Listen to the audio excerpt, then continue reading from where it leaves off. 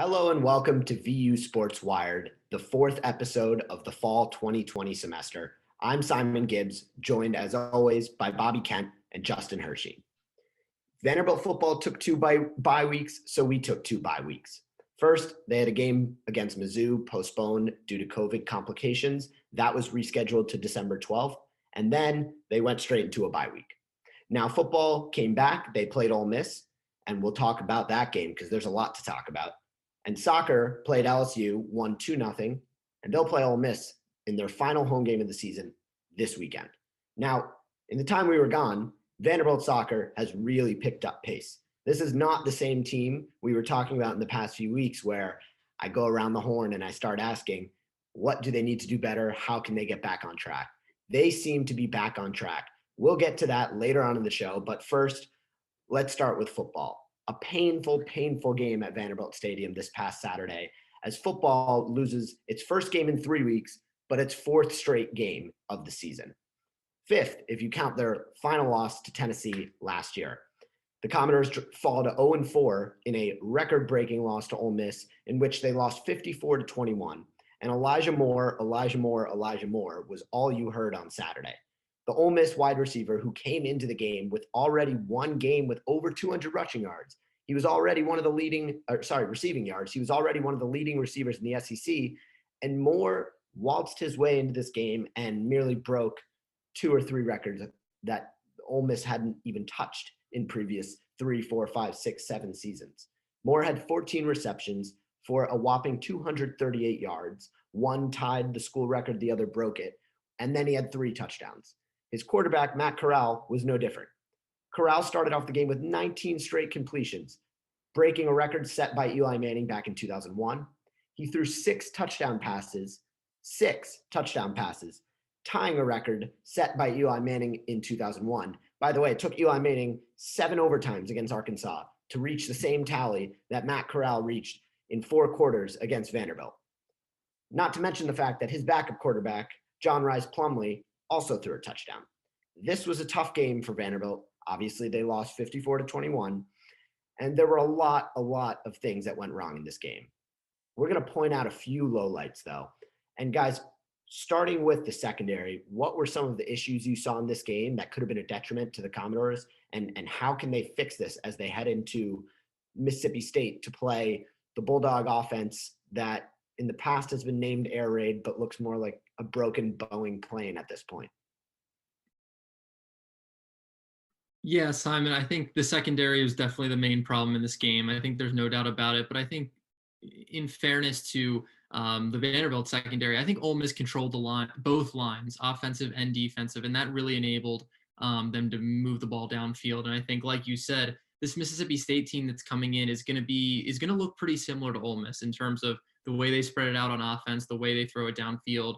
So this is going to need to be something that has to be corrected this week in practice. I think when I look at schematically and technically what was going wrong in the secondary, I think we saw a lot of miscommunications in zone coverage. I think with how many COVID cases this team has had, with how many injuries this team has had, there does not seem to be good cohesion in the secondary. And in addition to that, when Deo Dangbo, Andre Mintz, they were not getting pressure off the edge as much as we've seen them do in the past this season. The Commodores only registered 1 sack.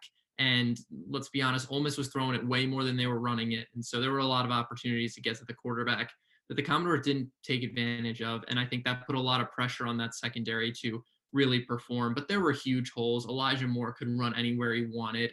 And there are even plays that we'll see in some of the film we're going to show today that Matt Corral had multiple options looking downfield, looking for touchdowns. And that's just inexcusable. Yep, the secondary was a mess. I don't know where you start, really. I mean, the Ole Miss made the simple things look, incredibly complicated. This defense, to our defense, in terms of, Elijah Moore was beating Vanderbilt corners off double moves, which Vanderbilt corners said after the game that they had practiced it, and he still beat them in game with that same move. And Matt Corral was just so efficient. And I would say in the beginning of the game, he wasn't doing anything particularly special besides just being efficient and finding his receivers and taking what the defense was giving him. But then as you went later into the game, he was able to dissect the defense based on whatever looks they gave him. If Vanderbilt showed zone coverage, then, he found receivers on short routes. If Vanderbilt tried to play up and man, then they went over the top. So it's just the defense allowed a lot of things that you sort of like almost fundamental things that you can't allow happen. And I agree with Justin in that with the amount of, COVID problems that they've had and injuries they've had, that really hasn't been a cohesive unit. But for a group that's supposed to be Vanderbilt's best, unit on the team, it's very disconcerting to see that. And in terms of how can they fix it, I mean, you gotta clean up the mistakes on defense. You need to be better in man coverage, and I think it starts from there. I really don't know how fixable it is at this point in the season. And I say that not just because of the consistent routine mistakes that we're seeing week in and week out from this Vanderbilt secondary, but I say that also because Frank Coppett didn't play last week. We have absolutely no indication on when he's coming back. And Donovan Kaufman is out for the season. That is a massive blow to this Vanderbilt secondary. The true freshman was one of the team's leading tacklers and was looking to be honestly a future NFL, I would say at this point, second or third pick isn't crazy. Not out of the question. He was better than Juwan Williams was as a freshman. And he is out for the season after tweeting and subsequently deleting that he tested positive for COVID. We don't know what happened to him next. We do know that Derek Mason said in Tuesday's press conference, it is a medical related issue. Before we move on from the secondary though, obviously, as Justin said, there were many targets for Matt Corral in this game. And to me, that's because the receivers were being given a cushion by Vanderbilt secondary. They would line up and they would give them 5, 6, 8, 9 yards for seemingly no reason, because as soon as they complete that pass, Vanderbilt, as Derek Mason says, Vanderbilt was left chasing. But the truth of the matter is that Ole Miss was able to advance the ball down the field so quickly, and they were able to run as many or as few plays as they want. But when they're running no huddle offense, they're completing a 7-yard pass, lining up again, completing a 6-yard pass, lining up again. That's going to kill you on defense, especially when you're shorthanded. When you don't have the guys you normally have, when you are short on personnel, you can't be getting winded like this on the defensive side of the ball. And Justin, I know every time it seemed like they threw down the field to Moore, there was no help over the top. And can you quickly talk about, the man coverage that Vanderbilt appeared to be running in this game before we move on to the next topic? Yeah, absolutely. I think you hit it spot on, Simon. This cushion that they were giving them look, some of these receivers for Ole Miss are faster than the corners that Vanderbilt was putting out on the field. They're faster, bigger, and more athletic. And so when you're giving that cushion and when you're not setting the contact on the line of scrimmage and getting your pads low into the opposing wide receiver, I think it gives so much room for speedy guys like Elijah Moore to work. And then once that happens and Deshaun Jerkins is spread out and Jalen Mahoney is spread out in terms of safety help across the board, you're getting no help over the top. And that's what really killed the Commodores, especially on those deep slants and deep out routes to the corner of the end zone that Ole Miss hit on a few times. And I think that that's just a schematic thing that I'm not sure is a great choice by Ted Roof and Derek Mason. I think letting this Commodore team get a little more physical in the line of scrimmage would be helpful. I think you're always going to have some element of athletic size, speed disparity between Vanderbilt players and other teams in the SEC. It's something we've talked about before, but I think setting that initial contact would have been huge for the Commodores in this game. Yeah, absolutely. And one last thing, we should talk about the unforced errors in this game. There were a lot on Vanderbilt's side of the ball. And I think of fumbles on a kickoff. I think of fumbles. This is a garbage time fumble, so you can argue that it didn't mean much in the grand scheme of things. But, these are plays that if Vanderbilt ever finds himself in a close ball game again, when you're driving late in the game, there was about a minute and a half left, and Ken Seals found Keon Henry Brooks way down the field for a wide open pass. Keon Henry Brooks must have picked up 40, 50, 60 yards before getting the ball ripped right out of his hands by a defender who started the play maybe 5 to 10 yards behind him. That can't happen. And of course, there's no unforced error worse than the penalties. Vanderbilt struggled mightily on penalties. And honestly, while the penalties may not have necessarily given away the game, and while some of the penalties were literally a matter of inches is what they gave Ole Miss. It's almost like a defeatist. It puts off a defeatist mentality where this team is constantly fighting from behind, constantly trying to keep up with Ole Miss. And we saw that as early as the first possession of the game. Vanderbilt lined up on the goal line against Ole Miss, who was a mere 1 or 2 yards away from scoring, and they jumped off sides. Of course, that granted them a few inches, as I said, and Ole Miss lined up again on the goal line, and Vanderbilt committed another offsides, and Ole Miss still scored. So, of course, that penalty was declined. It didn't mean much in the grand scheme of things. But on the ensuing kickoff, I don't know how to write this up as anything other than a massive coaching issue. I mean, Vanderbilt took the field to return the ensuing kickoff. It is 7-0 at this point in the game. And they got a penalty for having 2 players with duplicate numbers on the field. There were 2 number 88s on the field at the same time. And what's shocking to me about this is not just the fact that that should never happen at any level of football. It shouldn't happen in middle school football. Not just the fact that, I mean, it was a 5-yard penalty in the grand scheme of things, wasn't a huge deal, but not just the fact that it was a penalty, not just the fact that it looked ridiculous, but the fact that Vanderbilt was playing with at most 60 or 70 players. If you're trying to tell me that there's any reason in the first place to have duplicate numbers, that's a problem. And for the coaching staff to still not recognize that when they practice special teams, I assume, day in and day out, you have to notice that. It was a 5-yard penalty. It didn't mean anything, but that is a really, really, really bad look. And what starts to concern me about this Vanderbilt team is you make mistakes like that and they don't bite you. They're not going to lose the game because of a 5-yard penalty. But now they head into a team like Mississippi State. The same thing happened with Ole Miss. These teams are coming off of games that they shouldn't have lost or that they didn't want to lose or that they're really angry about losing. They show that penalty on the screen and they say, this is who you're playing this week. How are they supposed to take Vanderbilt seriously? And it's getting to the point where Vanderbilt needs to put up a competitive fight in a ball game moving forward for this team to turn things around, for other teams to really play a little more conservative and take a step back and say, okay, we can't just air the ball out every play. But as they move forward, as they move into the next part of their schedule, which, as we said, features a game at Mississippi State this weekend, where Mississippi State is favored by roughly 18.5 points. I believe it might be 19.5 now. What are some upsides that you saw in this game that could help them going into the Bulldogs? Well, I feel like we've talked about it almost every week. Ken Seals has looked really good. I think statistically it was certainly his best game, accuracy-wise. I thought it was his best game. He did capitalize on some garbage time yards and points, but I really thought he worked through his progressions well. I thought he hit receivers really well. I loved what they did early on with Cam Johnson, getting him really involved in the screen game and simple slant routes, and that really set up that Bresnahan touchdown down the field early in that game. But I think you saw Ken Seals having to work from behind constantly, and I think that's difficult because it makes the Commodore offense really one-dimensional. I think Keon Henry Brooks ran the ball well. Hopefully this weekend, possibly, I don't think Javion Marlowe will be playing, as Mason said, but possibly Jamari Wakefield back will give him another punch in the backfield, which I think will be huge.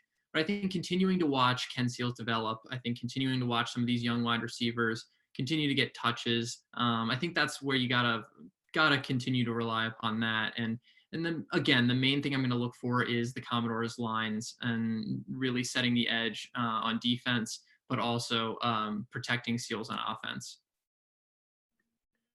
And to your point of protecting Seals on offense, I think they did a decent job of that in terms of only allowing 1 sack against Ole Miss, which is something that Derek Mason pointed out. They went into the week before the game, emphasizing is getting that protection right, and they certainly did. So that's going to be a key as well in game against Mississippi State. And also, I feel like getting Johnson, I don't know how you get him more involved after 14 catches, but trying to get those plays to be more chunk yardage plays. It was 14 catches, but it was for 97 yards versus Elijah Moore had 14 catches. At that point, he had something over 200 yards. So it's a matter of, extending those plays, getting beyond those first downs and sort of, putting more pressure on the opposing defense. And also I would love to see, the team get off to a good start offensively, because when you do that, it allows for more creativity in the play calls. It allows you to open up what you're doing, and it takes the pressure off the defense. And maybe an example of that would be more outside runs for Henry Brooks. I mean, I'm not an offensive play caller, so I don't necessarily know, but I think that potentially anything to get him more into open space helps a lot.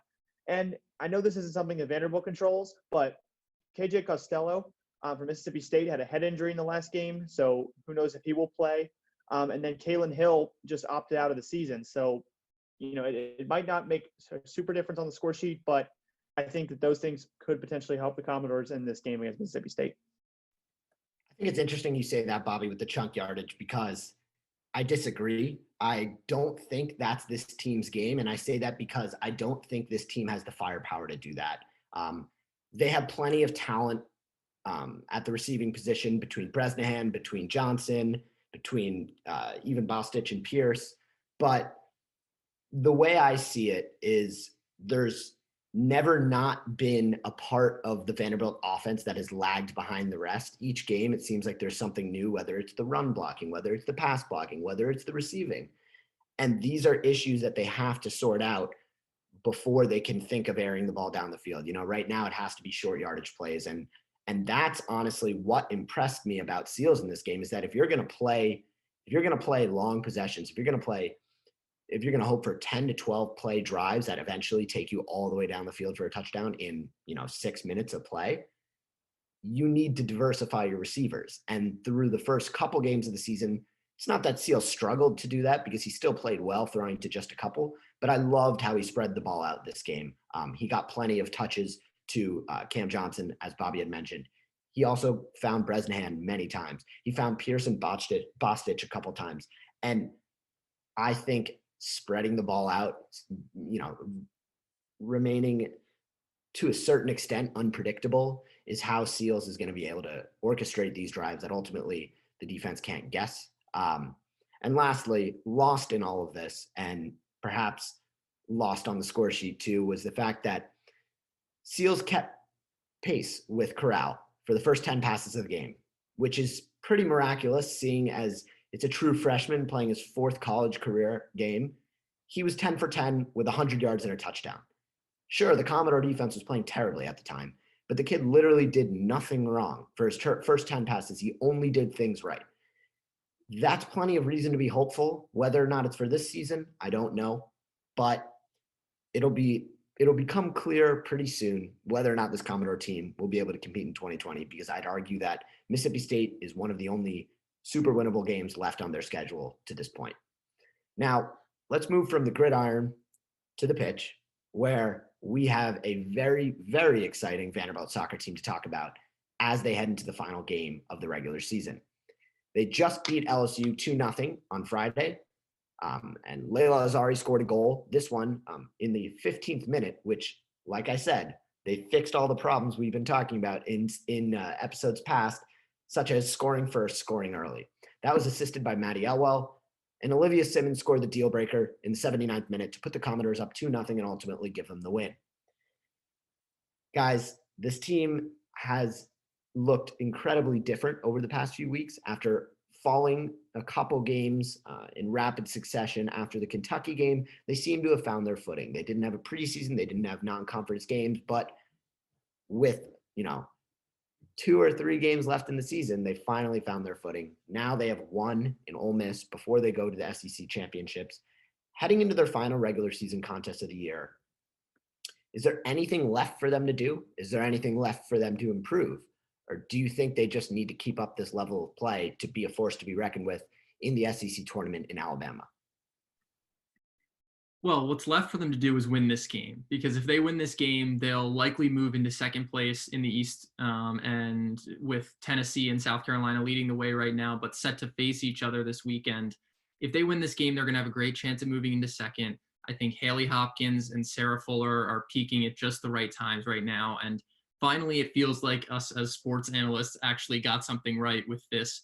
Stick with this team and stick with Darren Ambrose, because I think that's exactly what we did, and that's exactly what's happened. I think it's great to see Fuller and net get 2 straight shutouts. She's been playing really well, and I think, just as we said, get to the SEC tournament with some momentum, and this team can be incredibly dangerous. If I'm a team in the SEC right now, I definitely do not want to play Vanderbilt, and I think that's exactly where you want to be, and I'm sure that Darren Ambrose feels the same.